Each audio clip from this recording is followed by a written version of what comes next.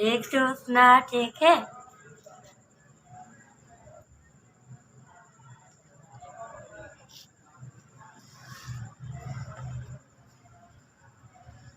Mame,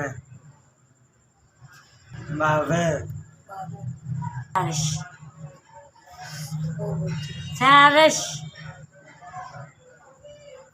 Sarış geldi। अस्सलाम वालेकुम। ਤੁਸੀਂ ਮਦਦ ਕੀਤੀ ਸੀ ਮੇਰੀ ਤੇ ਮਾੜੇ ਹੈਗੇ ਆ ਤਾਂ ਤੁਸੀਂ ਮਦਦ ਕਰ ਦਿਓ।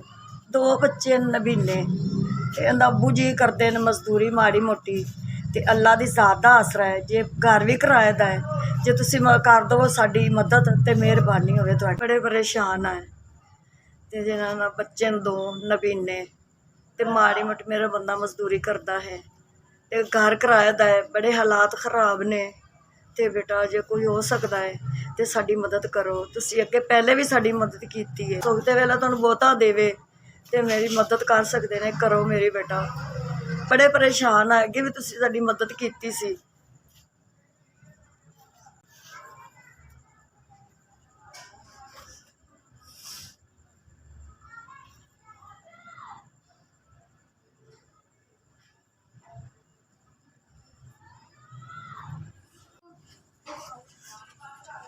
निकल 4000 ਦੇਵੇ ਤੇ ਅੱਲਾਹ ਤਾਲਾ ਦਾ ਰਸੂਲ ਉਹਨਾਂ ਨੂੰ ਦੇਵੇ, ਸਾਡੀ ਮਦਦ ਕਰਨ ਵਾਸਤੇ ਦੇਵੇ ਕਿ ਮਾੜੇ ਬੰਦੇ ਦੀ ਮਦਦ ਕੀਤੀ ਇਹਨੇ।